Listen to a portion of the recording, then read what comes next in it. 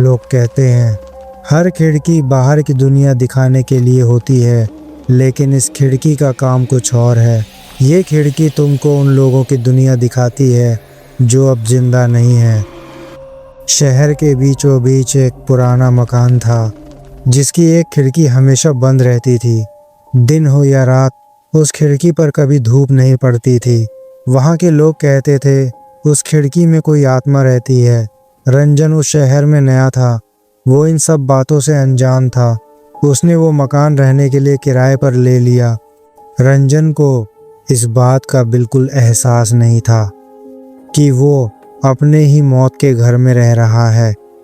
पहली ही रात उसे एक अजीब सी आवाज़ सुनाई दी, जैसे कोई नाखून कांच पर घसीट रहा हो। रंजन ने घबराकर लाइट जलाकर देखा तो खिड़की बंद थी, लेकिन कांच के उस पार एक लड़की का साया खड़ा था। रंजन ने कांपती आवाज में बोला, कौन है वहां? तभी अचानक कांच पर कुछ शब्द उभरने लगे, मुझे अंदर आने दो। रंजन ये देखकर डर गया और उसने डर के मारे खिड़की के पर्दे खींच कर लगा दिए, पर कांच पर नाखूनों के घसीटने की आवाज़ बंद नहीं हुई। रंजन ने घबराते हुए अपने कान बंद कर लिए। रंजन का दिल तेज धड़कने लगा। तभी अचानक आवाज़ आना बंद हो गई और सब शांत हो गया। लेकिन रंजन डर के मारे उस रात सो नहीं पाया। वो बस कमरे में पलंग पर चुपचाप बैठा रहा।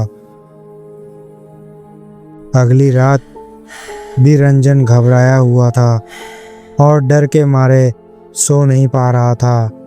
उसकी नज़र उस खिड़की पर ही टिकी हुई थी। तभी अचानक वो खिड़की खुद ब खुद खुल गई। खिड़की के खुलते ही रंजन डर के मारे चिल्लाते हुए पलंग से उठकर खड़ा हो गया और कमरे में एक अजीब की ठंडक फैल गई। रंजन ने देखा तो खिड़की के बाहर कोई नहीं था, लेकिन कांच पर अंदर की तरफ से एक हथेली का निशान उभरा हुआ था। रंजन घबराकर धीरे धीरे पीछे हटने लगा कि तभी खिड़की के शीशे में फिर उस लड़की की परछाई दिखने लगी। रंजन ने जैसे ही कमरे से बाहर भागना चाहा कि तभी अचानक कमरे का दरवाज़ा अपने आप बंद हो गया और किसी ने रंजन के कान में पीछे से फुसफुसाया, अब तेरी बारी है चलने की। फिर रंजन के कमरे की लाइट बंद हो गई। सब तरफ अंधेरा छा गया और अचानक वो लड़की की परछाई रंजन को उस खिड़की के कांच के अंदर खींचने लगी। रंजन चिल्लाने लगा। उसने खुद को छुड़ाने की बहुत कोशिश की, लेकिन रंजन खुद को नहीं बचा पाया। और जैसे ही रंजन खिड़की के कांच के अंदर चला गया तो खिड़की खुद बंद हो गई और सब शांत हो गया और बस कमरे में उस लड़की की हंसी गूंजती रह गई। सुबह जब मकान मालिक आया तो कमरा खाली था और बस खिड़की के कांच पर अंदर की तरफ से लिखा हुआ था, रंजन अब बाहर की दुनिया में है।